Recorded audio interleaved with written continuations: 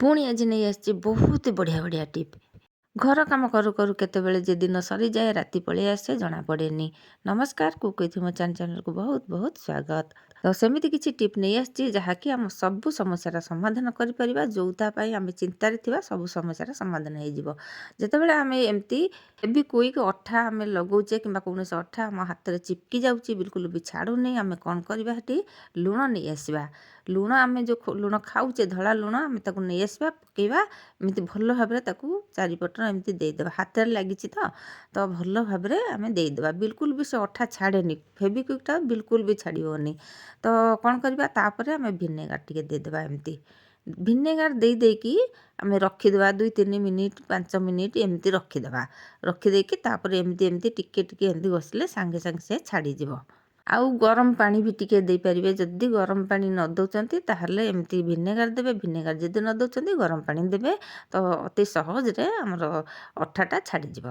ତ ଏଇ ଅଠା ଯଦି ଲାଗିଯିବ ପୁରା ଯୋଡ଼ି ହେଇଯିବ, ବିଲକୁଲ ବି ଛାଡ଼ିବନି। ଟିକେ ଭଲ ଲାଗିଥାଏ ନିଶ୍ଚୟ ଗୋଟେ ଲାଇକ୍ ଦିଅନ୍ତୁ। ତ ଏବେ ଯିବା ନେକ୍ସଟ ଟିପ୍କୁ। ଏଠି ଦେଖନ୍ତୁ ମୁଁ କିଛି ପତ୍ର ନେଇ ଆସିଛି। କେଉଁ ପତ୍ର ଇଏ ଦେଖନ୍ତୁ ତ ଭଲ ଭାବରେ, ଇଏ ହେଲା ଲେମ୍ବୁ ପତ୍ର। ଆମେ କିଛି ଲେମ୍ବୁ ପତ୍ର ନେଇ ଆସିବା। ଏଇ ଲେମ୍ବୁ ପତ୍ରରେ ଆମେ ବହୁତ ବଢ଼ିଆ ଜିନିଷ ଆଜି ତିଆରି କରିବା। ତ ଯାହାକି ଆମର ଦୁଇଟା ପ୍ରକାର ସମାଧାନ ହେଇଯିବ। ଆମେ ଯେଉଁଥିପାଇଁ ବହୁତ ଚିନ୍ତାରେ ଥିବା ଘରେ ଆମ ଗୃହିଣୀମାନେ ଆମେ ତାକୁ ସମାଧାନ କରିପାରିବା, ଆଉ ପଇସା ମଧ୍ୟ ବଞ୍ଚିବ। ତ ଲେମ୍ବୁ ପତ୍ରକୁ ଗଛରୁ ମୁଁ ଆଣିଥିଲି, ପୁରା ଧୂଳି ହେଇଥିଲା, ତାକୁ ଭଲ ଭାବରେ ଧୋଇଦେଲି। ଦେଖନ୍ତୁ ଏମିତି ଭାବରେ ଧୋଇଦେବା। ଲେମ୍ବୁ ଗୋଟେ ଧୋଇଦେବା। ଆଉ ଏଇ ଯେଉଁ ଏଇଟା ହେଉଛି କମଳା ଲେମ୍ବୁର ଛୋଟ ଲେମ୍ବୁ। ତ ଦେଖନ୍ତୁ କାଟିଦେଲି, ଆକୁ ବି ଏମିତି କାଟିଦେବା। ଭଲ ଭାବରେ ତାକୁ ଛୋଟ ଛୋଟ କରିକି ଆମକୁ କାଟିବାର ଅଛି। ତ ବହୁତ ବଢ଼ିଆ ଜିନିଷଟେ ଅଛି ସାଙ୍ଗମାନେ, ବିଲକୁଲ ବି ସ୍କିପ୍ କରନ୍ତୁନି, ଦେଖନ୍ତୁ। ଯଦି ଭଲ ଲାଗିଲା ଭିଡ଼ିଓଟି ତାହେଲେ ନିଶ୍ଚୟ ଗୋଟେ ଲାଇକ୍ ଦେବେ, ଆଉ କମେଣ୍ଟରେ ଜଣାଇବେ କେଉଁଠୁ ଦେଖୁଛନ୍ତି, ଆଉ କେଉଁ ଜାଗାରୁ ଦେଖୁଛନ୍ତି ନିଶ୍ଚୟ କମେଣ୍ଟରେ ଜଣାଇବେ। ଦେଖନ୍ତୁ ଚିପୁଡ଼ିକି ସେ ଲେମ୍ବୁ ରସକୁ ବାହାର କରିକି ଅଲଗା ରଖିଲି, ତାପରେ ଆକୁ ରଖିଲି ଗୋଟେ ଜାଗାରେ। ଆମେ ତାପରେ ଗରମ ପାଣି ଟିକେ ନେଇ ଆସିବା। ଭୀମ୍ ସାବୁନ ଖଣ୍ଡେ ମୁଁ ଏଇଠି ବତୁରେଇ ଦେଲି ସେଥିରେ, ତାକୁ ସାଇଡ଼ରେ ରଖିବା। ଆଉ ଆକୁ ଯେଉଁ ଚିପୁଡ଼ି ସେ ଲେମ୍ବୁ ଚୋପା ଆଉ କମଳା ଯେଉଁ ତା'ର ଲେମ୍ବୁ ପତ୍ର, ତ ତାକୁ ଆମେ କ'ଣ କରିବା? ଗ୍ରାଇଣ୍ଡରରେ ପକାଇକି ତାକୁ ଫେସିଦେବା। ଦେଖନ୍ତୁ ମୁଁ ଏମିତି ଛୋଟ ଛୋଟ କରିଦେଲେ ଟିକେ ଫେସିବାକୁ ସୁବିଧା ହେବ। ଏମିତି ଛୋଟ ଛୋଟ ଭାବରେ କରିଦେଇଛି। ତ ସାଙ୍ଗମାନେ ଏଥିରେ ଆମର ବହୁତ ବଢ଼ିଆ କାମରେ ଆସିବ, ଆଉ ପଇସା ବି ବଞ୍ଚିବ। ତ ଆମେ ଏଇସବୁ ଜିନିଷକୁ ଫୋପାଡ଼ି ଦେଉଛେ। ଲେମ୍ବୁ ଚୋପାକୁ ଆମେ ଫୋପାଡ଼ି ଦେଉଛେ, ଆଉ ଲେମ୍ବୁ ପତ୍ର ତ ଆମକୁ କିଣିବାକୁ ପଡ଼ିବନି, ବିଲକୁଲ ବି ପଇସା ଖର୍ଚ୍ଚ ଏଥିରେ ନାହିଁ। ବହୁତ ବଢ଼ିଆ ଜିନିଷଟି ତିଆରି ହେଇଯିବ। ତ ସବୁଠୁ ବଡ଼ କଥା, ଆମେ ଏଥିରେ 2 ପ୍ରକାର ବ୍ୟବହାର କରିପାରିବା। ଚ୍ୟାନେଲରେ ଯଦି ନୂଆ ଅଛନ୍ତି ପ୍ଲିଜ୍ ସବସ୍କ୍ରାଇବ୍ କରିନିଅନ୍ତୁ, ଯାହାଫଳରେ କି ଆପଣଙ୍କ ପାଖରେ ମୁଁ ଆଗକୁ ଯେଉଁ ଭିଡ଼ିଓ ପକାଇବି ସର୍ବପ୍ରଥମେ ପହଞ୍ଚି ପାରିବ, ଆଉ ଆପଣ ବି ତା'ର ସର୍ବପ୍ରଥମେ ଫାଇଦା ଉଠାଇ ପାରିବେ। ନୂଆ ଟିପ୍ ମଧ୍ୟ ଆପଣ ଆଗେ ପ୍ରଥମେ ଦେଖିପାରିବେ। ଦେଖନ୍ତୁ ଏଠି ମୁଁ ଫେସିକି ନେଇ ଆସିଲି ଗ୍ରାଇଣ୍ଡରରେ। ଦେଖନ୍ତୁ ତାପରେ ତାକୁ ଭଲ ଭାବରେ ଏମିତି ଚିପୁଡ଼ି ନେବା। ତା'ର ରସଟା ଛାଣିଦେଲେ ତା'ର ଗର୍ଦ୍ଦା ଗୁଡ଼ା ବାହାରିଯିବ, ଆଉ ରସଟା ରହିଯିବ। ଦେଖନ୍ତୁ ଏଇ ରସଟା ବହୁତ ବଢ଼ିଆ କାମ ଦେବ। ଆମେ ଆକୁ 2 ଭାଗରେ ବିଭକ୍ତ କରିବା। ତ ତାପରେ ଆଗ ଦେଇଦେଲି ଲୁଣ ଗୋଟେ ଚାମଚ ନହେଲେ ହାଫ୍ ଚାମଚ ଦେବା। ତାପରେ ବେକିଂ ସୋଡ଼ା 2 ଚାମଚ ଦେଲି ଛୋଟ ଚାମଚରେ। ତାପରେ ତାକୁ ଭଲ ଭାବରେ ମିଶାଇ ନେବା। କ୍ଲିନିଂ କାମରେ ଯଦି ଲଗାଉଛନ୍ତି ଆଉ ଟିକେ ବେକିଂ ସୋଡ଼ା ଦେଇପାରିବେ। ତ ଏଠି ଦେଖନ୍ତୁ ମୁଁ 2ଟା ଯାକ ଏକାଥରେ କରୁଛି, ତ ସେତିକି ସୋଡ଼ା ଦେଲି। ତ ତାପରେ ଆମେ ଦେଖନ୍ତୁ ମୁଁ ତା ଦେହରୁ ଅଧା ବୋତଲରେ ପୁରେଇ ଦେଉଛି, ଆଉ ଅଧା ଏଥିରେ ରଖୁଛି। 2ଟା କାମ କରିବା ନା ଆମେ। ତ ତାପରେ ଯେଉଁ ସାବୁନକୁ ମୁଁ ବତୁରେଇଥିଲି ତା ଦେହରୁ ଅଳ୍ପ ଟିକେ ପକାଇବା। ଦେଖନ୍ତୁ ମାତ୍ର 1 ଟଙ୍କାର ପକାଇଦେଲେ ବି ଚଳିବ। ସାବୁନ ଗୋଟାକୁ 10 ଟଙ୍କା, ଆମେ ତା ଦେହରୁ ଏତିକି ଟିକେ ପକାଇଲେ ଦେଖନ୍ତୁ ସେ ଲେମ୍ବୁ ଇଏରେ। ତାପରେ ଆମେ କ'ଣ କରିବା? ଏଠି ଦେଖନ୍ତୁ ଏଇ ଯେଉଁ ଅମୁଲ ଖୋଳଟା ଦେଖେଇଛି, ଏ ଅମୁଲ ଖୋଳ ଦେହରେ ଆମେ ଚୁରିବା ଗନ୍ଧ କର୍ପୂର ଗୋଟେ।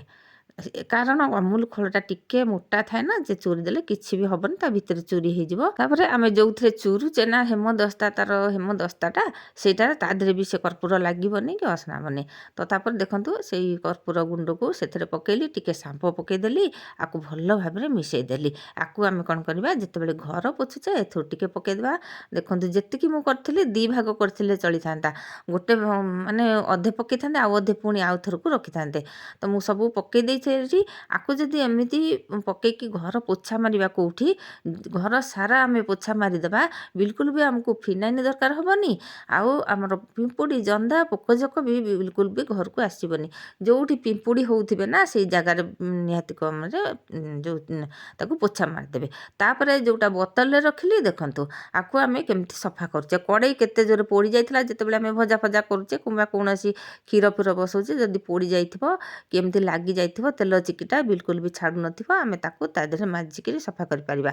ତାପରେ ଆମ ଯେଉଁ କଡ଼େଇଟା ଯେଉଁ ସିଲଭର ହେଉ ଷ୍ଟିଲ୍ ହେଉ ବହୁତ ବଢ଼ିଆ ଚିକଚିକ୍ ମାରିବ। ତ କେମିତି ବିନା ଖର୍ଚ୍ଚରେ 1 ଟଙ୍କା ମାତ୍ର ବିଲକୁଲ ଖର୍ଚ୍ଚ ହେଇଥିବ ସେଥିରେ ଆମେ ଡିସ୍ ୱାଶ୍ ତିଆରି କରିଦେଲେ। ଭିଡ଼ିଓ କରିବି ବୋଲି ବେଶୀ ସମୟ ମାଜିନି, ବେଶୀ ସମୟ ଦେଇନି।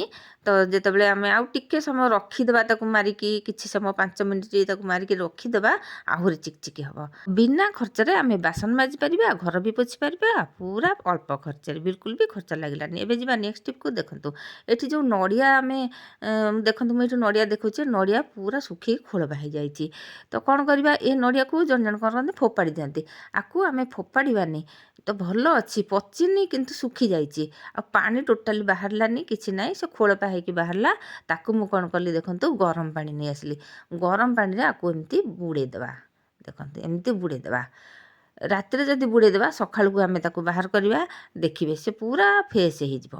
ଦେଖନ୍ତୁ ଏଇଠି ମୁଁ ବୁଡ଼େଇ ଦେଇଥିଲି ଆଉ ଯେତେ ସମୟ ମୁଁ ବୁଡ଼େଇଥିଲି ସେ ପାଣି ଗୁଡ଼ା ଲାଲ ଲାଲ ବାହାରିଲା। ସେ ପାଣିକୁ ମୁଁ ବଦଳେଇ ଦେଇଛି ଆଉ ଥରେ ପାଣି। ଏଇ ଯେଉଁ ଲାଲ ଲାଲ ଦେଖାଯାଉଛି ନଡ଼ିଆ ଯେଉଁ ଉପର ଖୋଳଟା ଏଇଟା ଏଇଟା ତା ଦେହରେ ଖୋଳଟା ତା ଉପରେ ଅଛି ଯେଉଁଟା ଧରିଛି ମୁଁ ଏଇଠି ଏଇନାକେ ସେଇଟା ତା ଖୋଳଟା ଅଛି। ସେଇ ପାଣିଟା ଲାଲ ହେଇକି ନଡ଼ିଆ ଗୁଡ଼ା ଟିକେ ଟିକେ ଲାଲ ଦେଖାଯାଉଛି। ମୁଁ ଆଉ ଟିକେ ପାଣି ବଦଳେଇ ଦେଇଥିଲି।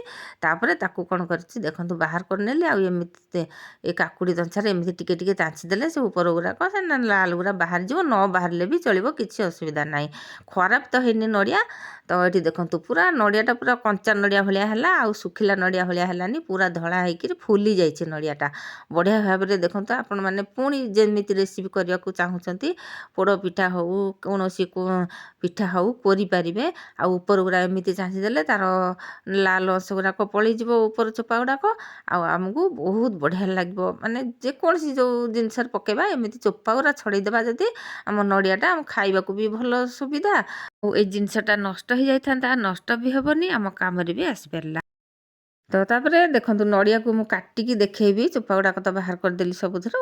ନଡ଼ିଆକୁ ମୁଁ କାଟିକି ଦେଖେଇବି। ଦେଖନ୍ତୁ ପୁରା ଯେମିତି ଫ୍ରେଶ୍ ନଡ଼ିଆ ସାଙ୍ଗେ ସାଙ୍ଗେ ଇଏ କରିଛି ତାକୁ ଭାଙ୍ଗିଛି। ଆଉ ଦେଖନ୍ତୁ ନଡ଼ିଆ ଶୁଖିଥିଲା ପୁରା ଫୋପଡ଼ା ହେଇଥାନ୍ତା ନା। ଆଉ ଆକୁ ମୁଁ ପୋଡ଼ ପିଠାରେ ପକେଇଲି। ଏ ନଡ଼ିଆକୁ ଦେଖନ୍ତୁ ମୁଁ ପୁରା କାଟିକି ଟିକ୍ ଟିକ୍ କରିକି ଦେଖାଉଛି, କିଛି ବି ଅସୁବିଧା ନାହିଁ। ଆଉ ତ ନଡ଼ିଆ ଯଦି ଆପଣମାନଙ୍କର ଶୁଖିଯାଇଛି ବିଲକୁଲ ବି ଫୋପାଡ଼ିବେନି। ଏଇ ଉପାୟରେ ନଡ଼ିଆକୁ ପୁଣି ଆପଣ ବ୍ୟବହାର କରିପାରିବେ। ଆଜିର ଭିଡ଼ିଓ କେମିତି ଲାଗିଲା କମେଣ୍ଟରେ ଜଣେଇବେ।